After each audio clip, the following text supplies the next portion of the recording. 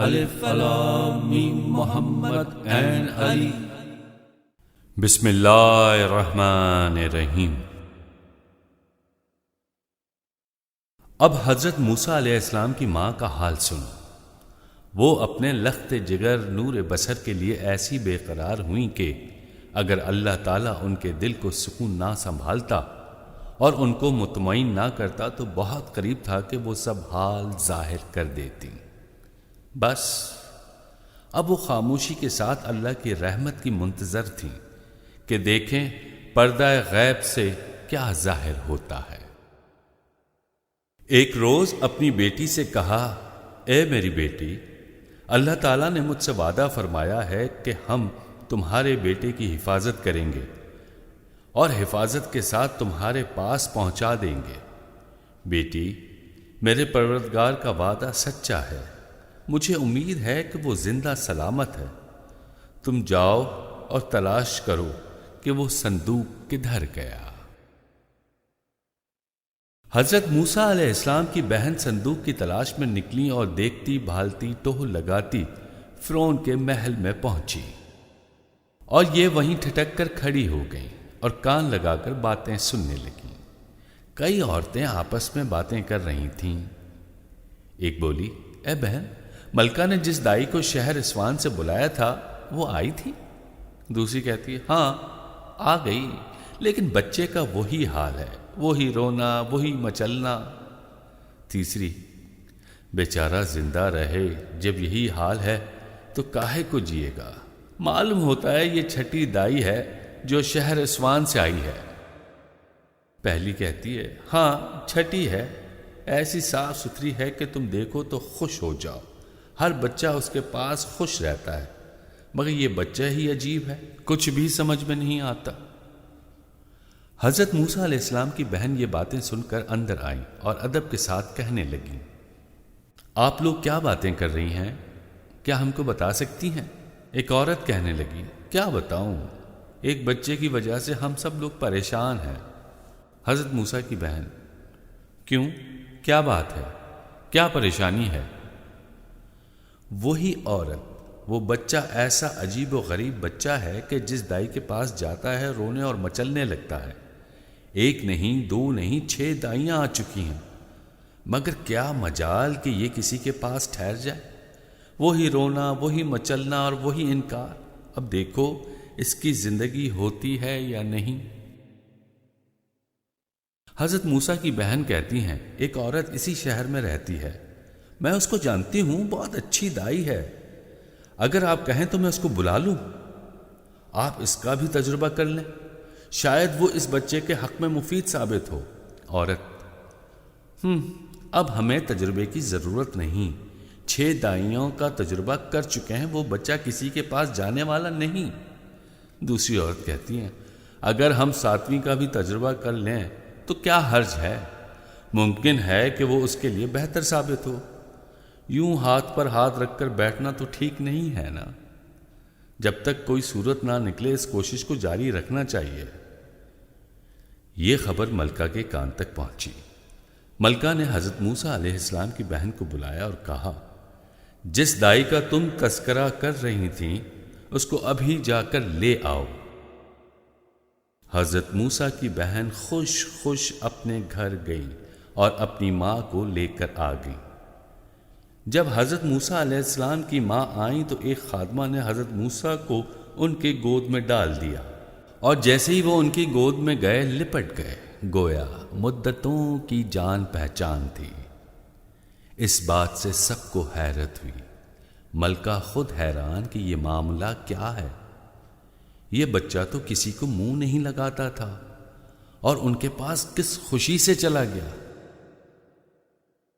فرعون نے کہا، یہ کیسی بات ہے، ہم لوگوں نے ہر چند کوشش کی مگر یہ بچہ کسی دائی کے پاس نہ گیا اور اس کی گود میں جاتے ہی ایسے لپٹ گیا کہ گویا مدت کی جان پہچان ہو۔ یہ ضرور اس بچے کی ماں ہے، جب ہی تو اس کی یہ حالت ہے۔ حضرت موسیٰ علیہ السلام کی ماں نے کہا، اے بادشاہ، بات یہ ہے کہ میں بہت صاف ستھری رہتی ہوں اور میرے بدن سے ایسی خوشبو مہکتی ہے کہ ہر بچہ میرے پاس آ جاتا ہے اور خوش رہتا ہے۔ بے وقوف فرعون سمجھ گیا کہ یہی بات ہے۔ بھلا وہ اللہ کے بھیدوں کو کیا سمجھتا، جبکہ وہ دنیا ہی کی بات نہیں سمجھ سکا۔ غرض یہ کہ فرعون نے حضرت موسیٰ علیہ السلام کو ان کی ماں کے حوالے کر دیا اور خوش خوش حضرت موسیٰ علیہ السلام کو اپنے گھر لے گئیں اور خدا کا شکر ادا کیا۔ اللہ کا وعدہ اسی طرح پورا ہوتا ہے، مگر سمجھنے والے ہی سمجھتے ہیں۔ جب 2 برس کی مدت پوری ہو گئی تو حضرت موسیٰ علیہ السلام کی ماں اپنے عزیز بیٹے حضرت موسیٰ علیہ السلام کو فرعون کے محل میں پہنچا آئیں اور فرعون کے محل میں شہزادوں کی طرح پرورش پانے لگے۔ ایک عزیز اور محبوب بیٹے کی طرح رہتے تھے، جو چاہتے تھے کرتے تھے، کوئی روک ٹوک نہیں تھی اور نہ کسی چیز کی کمی تھی۔ جب حضرت موسیٰ علیہ السلام نے ہوش سنبھالا اور ان کو ہر بات کی سوجھ بوجھ ہو گئی تو وہ بنی اسرائیل کی حالت پر غور کرنے لگے اور ان کی تکلیفوں کا احساس ہونے لگا۔ اپنی آنکھوں سے دیکھتے تھے کہ فرعون اور اس کے گھر والے کیسے آرام سے زندگی گزارتے ہیں۔ فرعون تو خیر بادشاہ ہے، لیکن اس کے نوکر چاکر، اس کے غلام بھی نوابوں کی طرح ٹھاٹ باٹ سے رہتے ہیں۔ لذیذ کھانے، بہترین لباس، شاندار عمارتیں، اور بنی اسرائیل بیچارے فرعون اور فرعون کی قوم کے آرام کی خاطر تمام دن مارے مارے پھرتے ہیں، سردی گرمی برداشت کرتے ہیں، دھوپ چھاؤں سہتے ہیں، نہ دن کو چین نہ رات کو آرام، بھوکے پیاسے دن بھر محنت کرتے ہیں، مگر اس تمام محنت و مشقت کا صلہ صرف اتنی مزدوری ملتی تھی جو دن بھر کو کافی ہو۔ حضرت موسیٰ علیہ السلام بنی اسرائیل کی محنتوں اور مشقتوں کو دیکھ دیکھ کر بے چین ہوتے تھے اور صبح سے شام تک ان کی بے کسی اور بے چارگی پر نگاہ پڑتی، رنج و افسوس کر کے رہ جاتے تھے۔ غصہ آتا تھا مگر خاموشی کے ساتھ برداشت کرتے تھے۔ حضرت موسیٰ علیہ السلام اکثر غور کرتے تھے کہ بنی اسرائیل نے کیا قصور کیا ہے جس کی سزا مل رہی ہے۔ کیا یہی گناہ ہے کہ وہ کنعانی ہے؟ کیا یہی گناہ ہے کہ وہ قطبی نہیں ہے؟ اگر یہی بات ہے تو یہ کوئی گناہ نہیں ہے، یہ تو فرعون کا تعصب اور اس کی عداوت ہے۔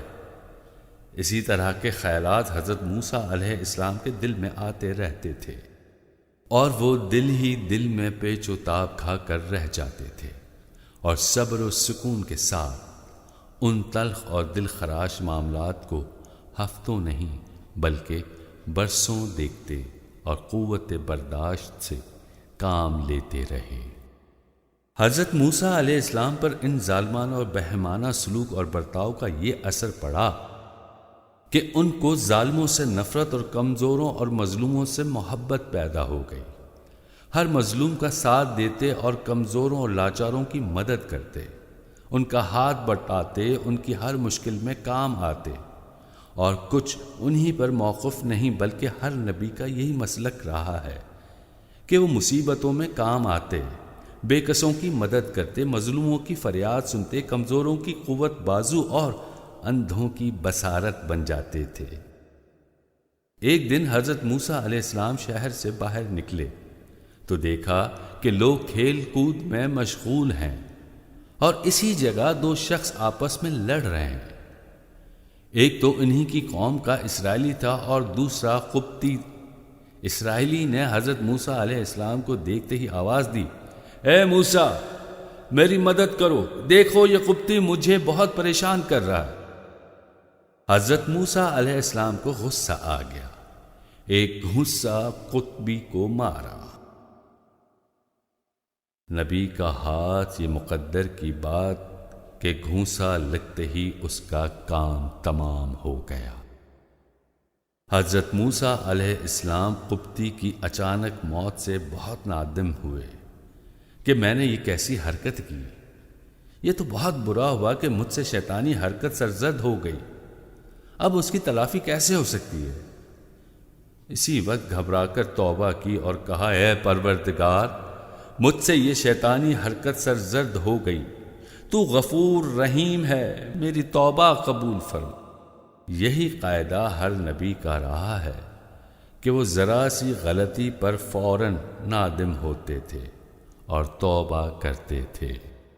اللہ تعالیٰ نے حضرت موسیٰ علیہ السلام کی توبہ قبول فرمائی، اور کیوں نہ قبول فرماتا، وہ جانتا تھا کہ حضرت موسیٰ علیہ السلام نے عمدن یہ کام نہیں کیا، تنبیہاً انہوں نے مارا۔ اتفاقیہ موت واقع ہو گئی۔ جب اللہ تعالیٰ نے ان کی دعا قبول فرمائی تو وہ بہت خوش ہوئے، اللہ تعالیٰ کی حمد و ثنا کی اور عہد کیا کہ اب میں کسی گناہگار کا ساتھ نہ دوں گا۔ اب ان کو اپنی جان کا خطرہ تھا۔ پولیس کی چالاکیوں سے خوب واقف تھے، سمجھتے تھے کہ اگر پولیس کو خبر ہو گئی تو پھر ہماری خیر نہیں، فوراً گرفتار کر لے گی اور اسے زبردستی فرعون کے حوالے کرے۔ ادھر پولیس نے جو فرعون کے ایک خادم کو مرا ہوا پایا تو قاتل کی تلاش میں لگ گئی۔ جا بجا پہرا ہو گیا اور ہر جگہ جستجو، اور ہر ایک کے منہ پر یہ فکرہ کہ کس نے مارا، مگر اس بھید کو حضرت موسیٰ اور اسرائیلی کے سوا کوئی جانتا ہی نہ تھا جو بتا۔ حضرت موسیٰ علیہ السلام ڈرتے ڈرتے شہر میں داخل ہوئے کہ دیکھیں کہ اب کیا ہوتا ہے۔ فرعون غصے میں بے تاب ہے اور پولیس سرگرم تلاش۔ اب یہ معاملہ چھپ نہیں سکتا، آج نہیں تو کل ضرور آشکار ہوگا۔ دوسرے دن حضرت موسیٰ علیہ السلام باہر نکلے تو دیکھا کہ پھر دو آدمی لڑ رہے ہیں۔ ایک تو وہی اسرائیلی ہے جس کی کل مدد کی تھی، جس کی وجہ سے اس قبطی کی جان گئی تھی، اور دوسرا فرعون کا ایک خادم قبطی ہے۔ اسرائیلی نے جو حضرت موسیٰ علیہ السلام کو آتے دیکھا تو پھر اپنی مدد کے لیے پکارا۔ حضرت موسیٰ علیہ السلام نے کہا تو بڑا مفسد ہے، روز جھگڑتا ہے اور دوسروں کو اپنی مدد کے لیے بلایا کرتا ہے، تیرا یہی کام رہ گیا؟ یہ کہہ کر آگے بڑھے کہ دونوں کو الگ کر دیں تاکہ جھگڑا موقف ہو۔ اسرائیلی نے جو حضرت موسیٰ علیہ السلام کا غصہ دیکھا تو سمجھا کہ کل قبطی کو مارا تھا، آج شاید مجھ پر ہاتھ صاف کرے، کل ایک گھونسا مار کر اس کو ختم کیا تھا، آج میرا فیصلہ کر دیں گے۔ گھبرا کے کہنے لگے موسیٰ کیا تم اسی پر آمادہ ہو گئے ہو کہ لوگوں کی جان لیا کرو؟ کل تم نے اس قبطی کو مارا تھا، آج میری جان لینے چلے؟ بس مجھ کو معاف ہی رکھو، مجھے تمہاری مدد کی ضرورت نہیں۔ معلوم ہوتا ہے کہ تم ظالم اور زبردست بن کر زندگی گزارنا چاہتے ہو، نیک بن کر رہنا نہیں چاہتے۔ قبطی یہ باتیں سن کر سمجھ گیا کہ قاتل کون ہے، بس پھر کیا تھا، لڑائی جھگڑا سب بھول گیا۔ فوراً دوڑ کر پولیس کو خبر دی کہ اس قبطی کے قاتل موسیٰ ہیں۔ یہ خبر سارے شہر میں آگ کی طرح پھیل گئی۔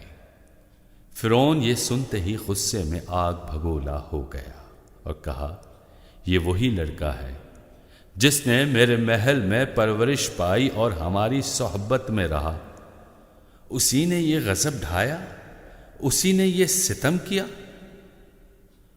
اب حضرت موسیٰ علیہ السلام لاکھ سمجھاتے کہ میں نے قصداً نہیں مارا، اتفاقیہ طور پر اس کی موت واقع ہو گئی، تو کسی کو یقین نہ ہوتا۔ محمد این علی۔ اگر آپ کو ہمارے چینل کا کنٹینٹ پسند آیا پلیز سبسکرائب کیجیے، لائک کیجیے اور شیئر کیجیے۔ الف لام میم محمد این علی۔